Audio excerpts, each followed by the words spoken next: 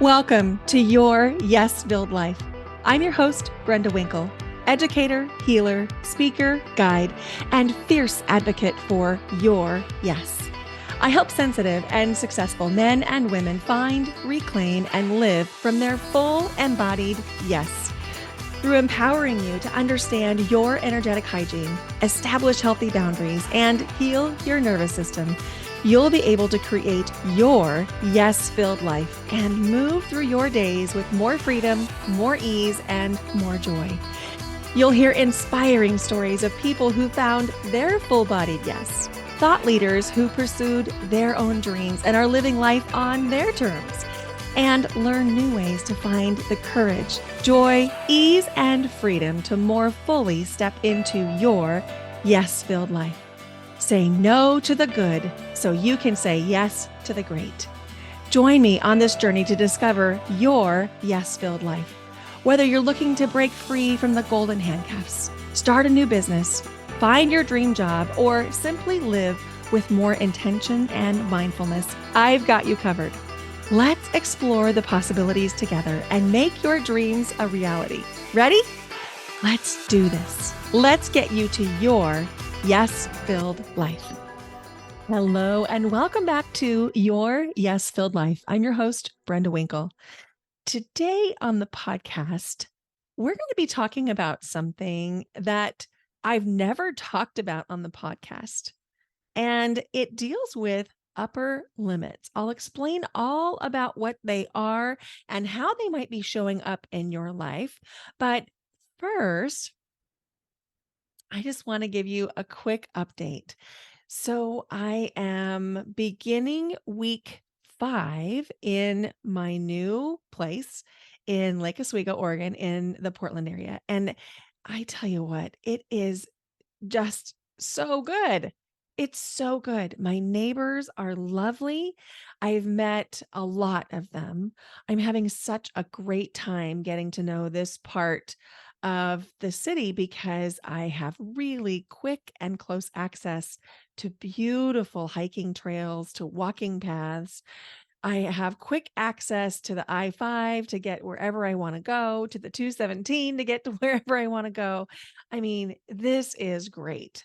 I'm so enjoying my new dog, Bentley. We are having a beautiful time getting to know each other and getting moved in.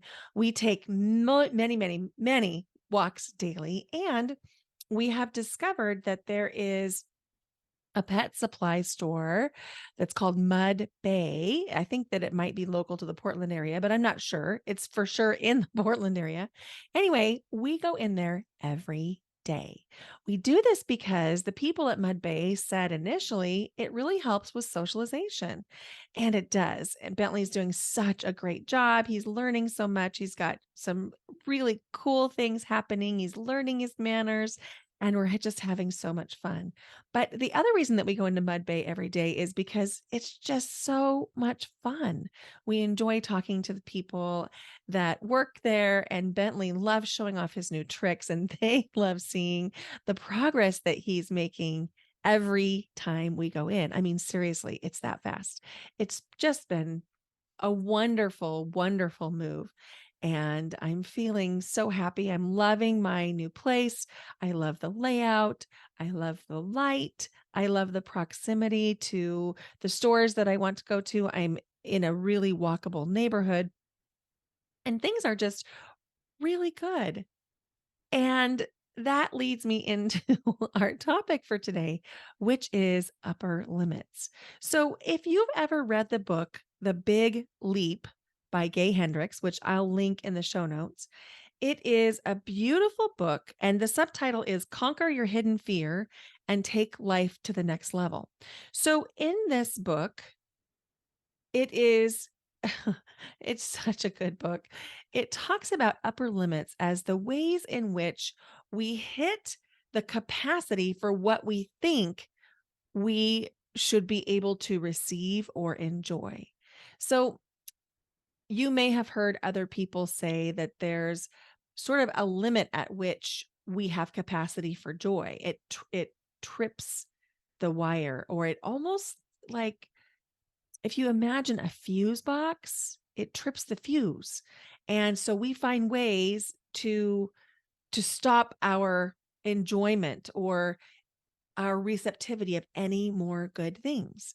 And we all have upper limits in many, many number of ways. And some of the ways we can see, some of the ways we can't. So upper limits would be, well, let me just tell you my story. It's not always possible to know when you've hit an upper limit. It's not always possible to know in the moment that you've hit an upper limit. But once you begin to recognize the pattern and some of the ways in which we create upper limits for ourselves, I think that you might be able to see when you've hit an upper limit. And then I'll help you know what to do next. So that's the problem, is that we don't always recognize when we've hit an upper limit. We just think that somehow everything has gone horribly wrong. It might be that you get hurt or you get sick, or that something bad happens around you, maybe an accident of some kind, or it might be that you get into an argument with somebody close to you, or it might be that you notice you're worrying more. All of those are symptoms and signals that you may have hit an upper limit. So let me tell you a story. I was getting ready to really make my office the most beautiful it could be in my new place. And I decided that I wanted to buy a new office chair, and I wanted something that had arms and a tall back and was really comfortable, with a padded seat and something that would kind of turn when I wanted to turn. I didn't care if it was on wheels or not, but I really wanted the seat to be able to turn. And so on Amazon Prime Day, which was July 11th and 12th, I found one that I absolutely loved. I love gold as an accent color. And this is a white chair with gold trim. And it's got a nice tall back, and it's got pretty arms with the gold finish. And then there's padding on the very top. So it's like an executive chair. It's really nice. And I bought it on Amazon Prime Day. So I got it for a song. I mean, it was, around a third of the price that I would have normally purchased this particular chair. So let me just back up a quick minute. When the chair arrived, I started to suspect that something was going on, because as excited as I was about having the chair, I didn't even move the box from beside the front door for several days.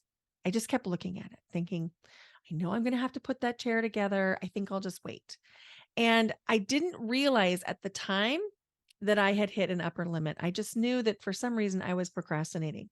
And that is another symptom of an upper limit. At any rate, I decided on a Wednesday after Amazon Prime Day that I was going to assemble this chair and put it in my office. And I had it in my mind that I was going to do this before I got ready to teach inside Yes Academy, which is my signature offer.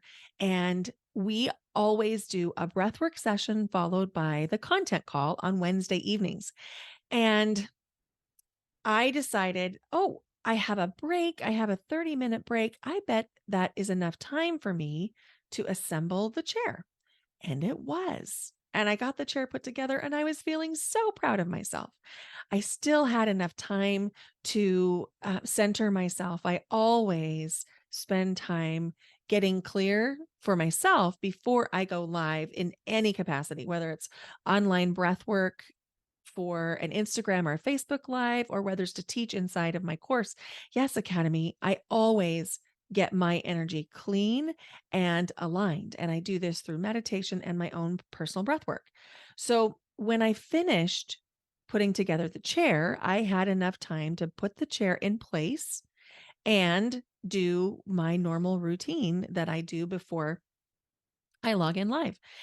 And I sat down the chair, and I immediately felt this flash of, oh my gosh, this is the most beautiful chair I've ever sat in. So I sat down in it at my desk, and I was just marveling at how it felt.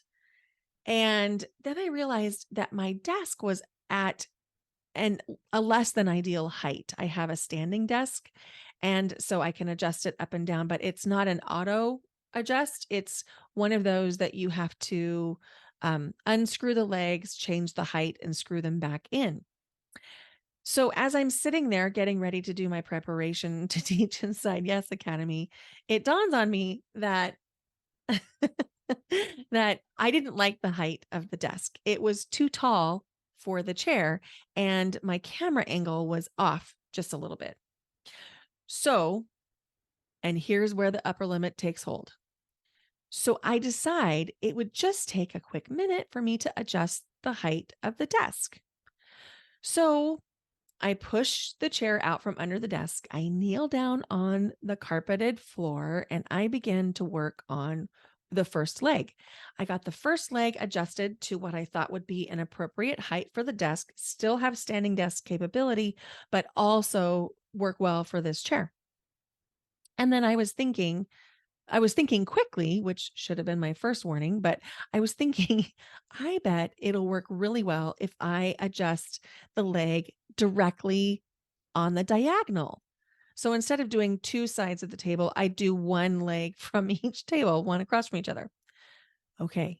So I went over to the second leg, I got it adjusted, and that's when I realized, oh my goodness, I have screwed this up. Not only do I now have a very wobbly desk, I am fighting the clock, trying to be ready for logging into Yes Academy. And I also realize I did not clean off the top of the desk. Everything that normally lives on the top of the desk, such as my main computer, my microphone, my microphone stand, my lights, my pens and pencils, everything is still on the top of the very wobbly desk. In that moment of recognition, I realized my mistake, but the legs had already been adjusted. The wobbling is already happening. So I decide that instead of going back to the leg I just adjusted and putting it back down, that the best course of action would be to adjust the third leg. Well, you can imagine what happened next. As I got ready to adjust the third leg, I realized the amount of wobble that was present in the desk. And it was substantial because I had adjusted it by more than 3 inches. So 2 of the desk are now 3 inches shorter than the other two. And there is a significant wobble. So I decide that probably the best course of action is going to be for me to kneel down on the floor and push up on the bottom of the desk using my back and head to balance the desk while I adjust the third leg. Well, it went just as well as you probably are imagining it went, as in everything slid off.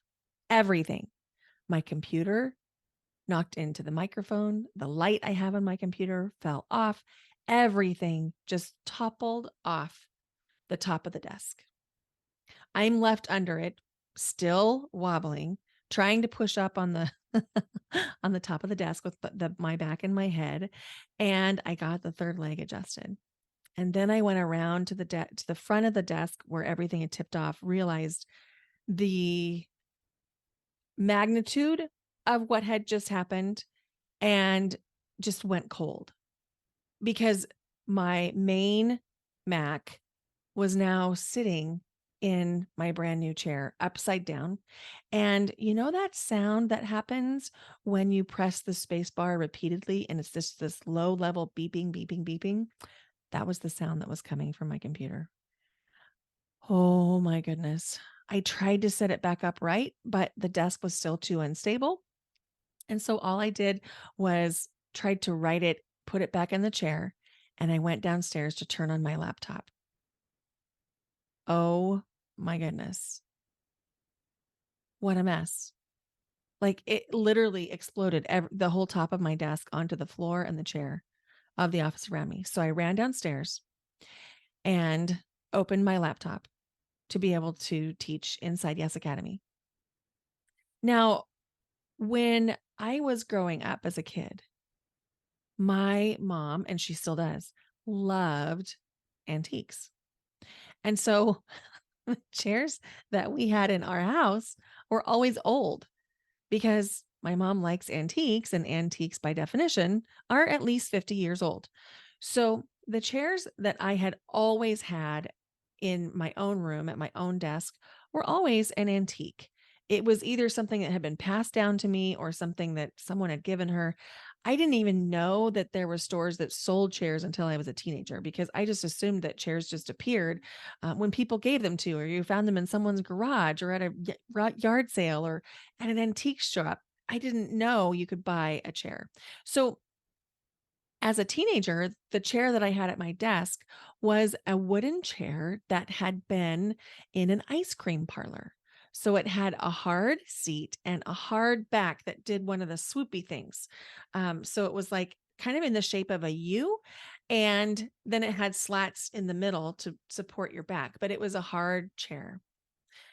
And when I got out on my own, I never thought about buying a desk chair. It just seemed like a wasted expense. And so I would just move a dining room table chair to the desk and then move that back and forth if I needed it, never having purchased a desk chair. And even as a teacher, there's no such thing as new desks. I don't know if you know anybody who's a teacher or if you are a teacher.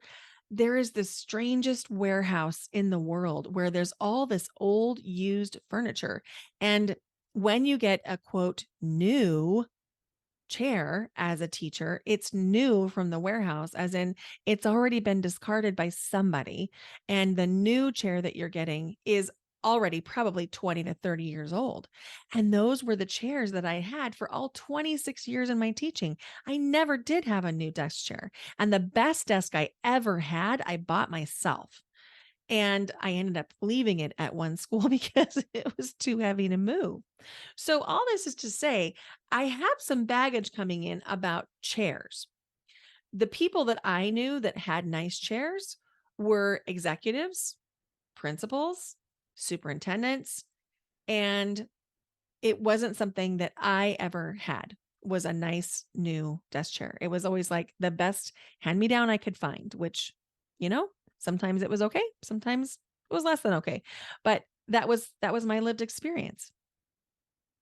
So after I got downstairs and I turned on my laptop, I taught inside Yes Academy. And I told them, I said, I have an experience I'm going to share with you soon about an upper limit, but I have to integrate it first. And we went on and we had a beautiful, beautiful session and breath work. And I was really grateful to hold space for them because when I lead breath work, I'm also breathing. And so the breath work was supportive for me too. So I decided after I got done with Yes Academy that the thing I needed most was to resource myself and just I would come back to the mess I had made in the office later. So I made myself dinner and I sat down and relaxed for a little bit. And then I thought, you know what I'm going to do while I heat up this dinner that I made, I'm going to run upstairs and use the timer for my food and only work for that long. And it was like a 5-minute timer. So I went back upstairs and seeing the mess again just made me a little bit sick in my stomach, just thinking, what have I done? What have I done? Have I ruined my desk and my new chair? And is my computer still going to work? So I have this 5-minute timer going, and I'm thinking the only thing I'm going to do is whatever I can do in 5 minutes. Well, within 5 minutes, I had the desk balanced out. All 4 legs were the same length. I had the computer back in place. I had restarted it. It was fine. It was coming back online. And it was all a great opportunity to actually make sure the things I want on my desk are things that are actually useful. And so I took opportunity to throw some things away and to clean out and get it really well organized. So everything really worked out for me, but I was really aware of how subtle and sneaky this upper limit had been for me. I did not expect my upper limit to come in the form of a desk chair. I expected it to come in the form of maybe not being able to show up on social media, or maybe not being able to hit send on an email, or to send an email message or a LinkedIn message to somebody that I would like to collaborate with, or to a journalist. I had expected that. I did not expect that a really nice desk chair would trip an upper limit for me. And that's why I decided to really come back and share this experience with you, because our upper limits are almost always going to come in some way that we don't recognize it's an upper limit until it's there. And this happens for us over and over and over again throughout our lives. As we hit a new level, we will hit an upper limit. So in his book, The Big Leap, Gay Hendricks talks about some of the ways that you might be able to recognize that you have hit an upper limit. That might be worry or criticism, blame, deflecting, getting into arguments, those kinds of things. And the really cool thing that I now do is I help people through their upper limits. And I am humble enough to know that I will continue to hit my own upper limits as I continue to hit new levels. Some people call that new level, new devil, where as you hit a new level in whatever whatever field or context you're thinking about, as you hit new levels, these things can pop up. And one of the things I'm really good at is recognizing it in other people. And I'm grateful that I've been doing this work for long enough that I was able to recognize it in myself as well. So I've gone through upper limits in a lot of different ways. I've gone through upper limits with my finances, with my career, with my relationships, with where I'm living, with the town or city that I'm living, with any number of things. And I am prepared to help you too. One of the things that comes up for so many people around upper limits is our finances and abundance. Now, abundance comes in a lot of different forms, not just financial, although that's often what people talk about when they talk about abundance. Abundance means abundance and overflow. That could be an overflow of friendship, an overflow of support, being truly healthy, where you know that your body is strong and functioning really well. It could be an abundance of opportunity, an abundance of beauty, where you get to walk outside and see beautiful views or walk on beautiful trails. Abundance comes in all different ways. And one of the reasons that we don't have the abundance that we want is because of upper limits. So I have designed something really special for you. If you know what angel numbers are, I invite you to look up the angel number 88. Well, you know what month is coming next, right? August. August is also month number 8. On August 8th, I am hosting a free masterclass and breathwork called Awaken Your Abundant Potential, Unlocking the Path to Prosperity. That's on Tuesday, August 8th at 9 a.m. And it's free. It's a free masterclass and breathwork, and you can save your spot at this free masterclass and breathwork by going to brendawinkle.com/abundance. ABUNDANCE, and I'll put that link in the show notes. Now, here are some of the discoveries that I found in this experience hitting my own upper limit with the desk chair. Number one, we don't usually recognize an upper limit for what it is. An upper limit is in play when things start to go wrong in really strange ways, or they go wrong right after or right before something works out for you in a way that you have really wanted for a long time. It might be that it's getting sick right before you go on a trip, or it might be that you knock everything off of your desk because you have a new desk chair that feels almost too nice. It could be that you get into an argument with your spouse right after you have a big promotion. It could be that you begin to worry about everything right after you get something that you've always wanted. Perhaps you had a pitch that was accepted somewhere, or you got accepted into grad school, and then the worry begins. Those are all signs of upper limits.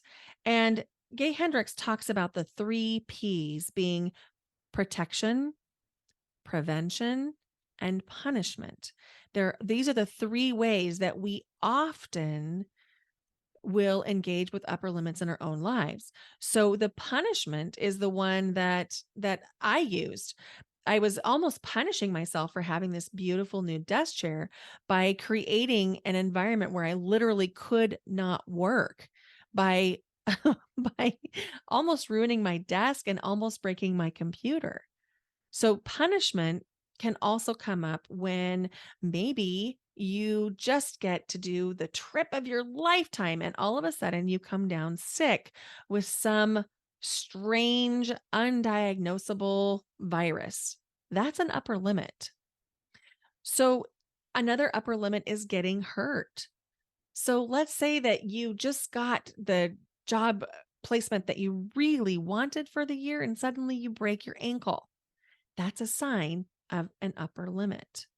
And that is in the punishment. We also use upper limits as prevention. And that was what I was just saying. So we might actually prevent ourselves from getting the thing that we want if we've hit an upper limit. And I'll give you an example. I recently submitted a piece to Authority magazine called Women in Wellness, and it is one of the most visible pieces that I have submitted to them. Well, one of the ways that I hit an upper limit with that was I prevented it from going through by submitting it in the wrong application. So I needed to resubmit it in the right application, and it has since gone through, and it will be published around August 23rd, 24th, somewhere in there. But that prevention shows up when you forget to put the right email, or you misspell your email address on a job application. You're preventing it from happening.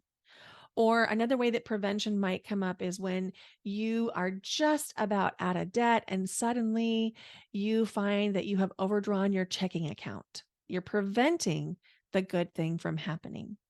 And then the third way is protection.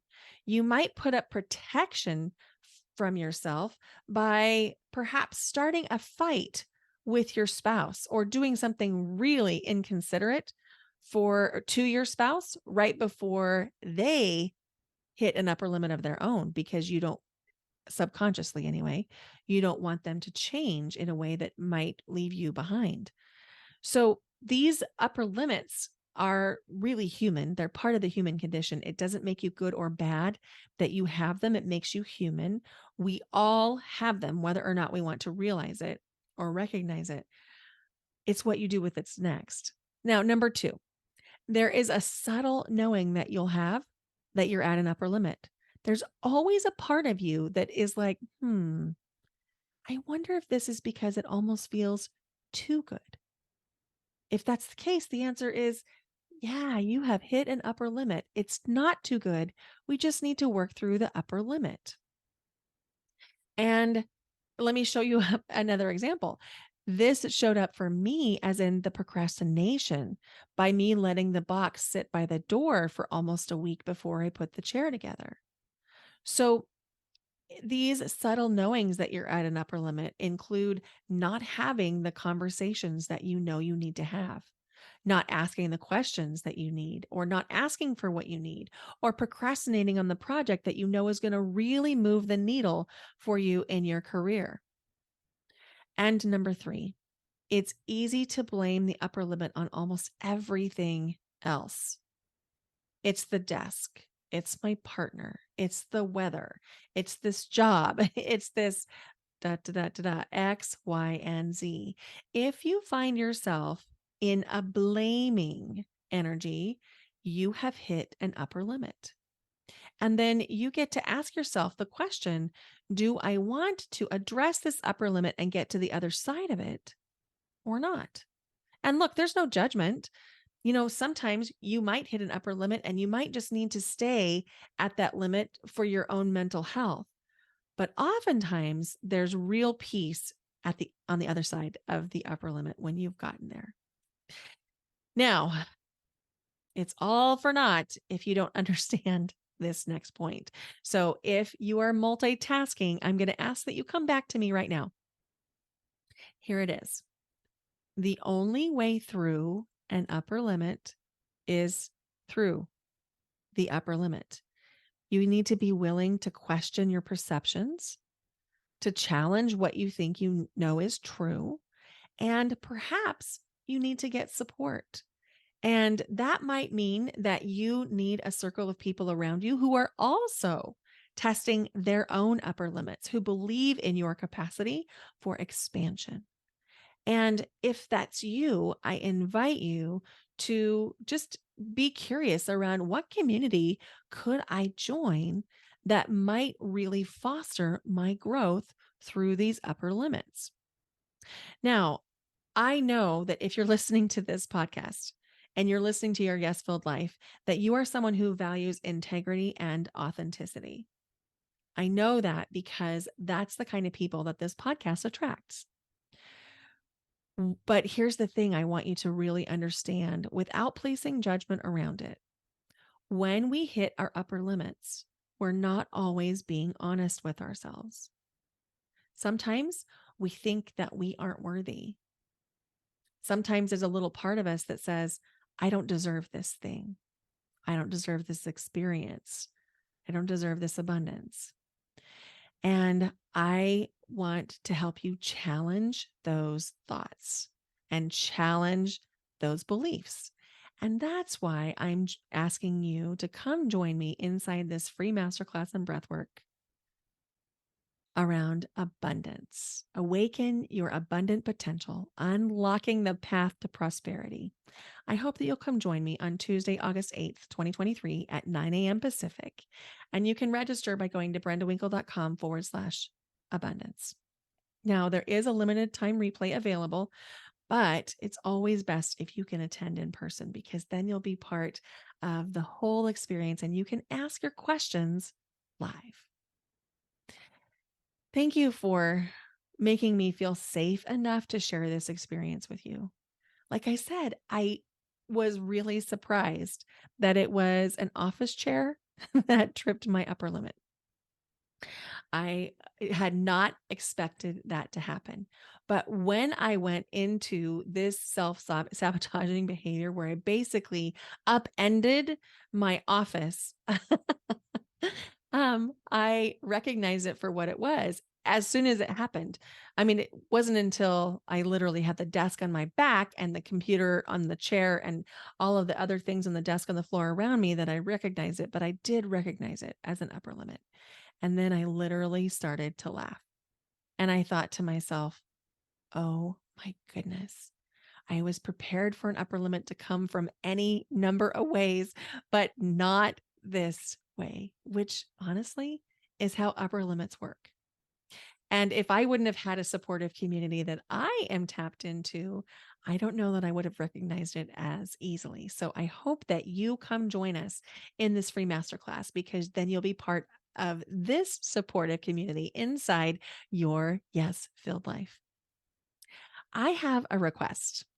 If you haven't yet left the podcast a rating and review, could you please go do that right now? The more ratings and reviews that a podcast has, the more likely it is to show up in the feed of someone who really needs it.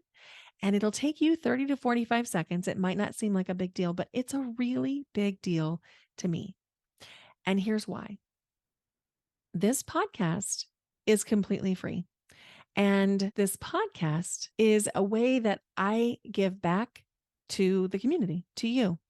And the more that we can spread the message that a yes-filled life is possible when we change and challenge our beliefs around worthiness, around our capacity to heal, around our ability to deserve the good things in life, around our ability to really tune into our intuition, to have the clarity of thought, to be able to claim our dreams, the happier we all are.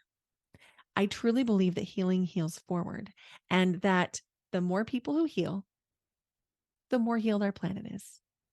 Thank you so much for listening to Your Yes Filled Life. If you loved this episode, would you share it with a friend? Thanks for listening. Bye for now.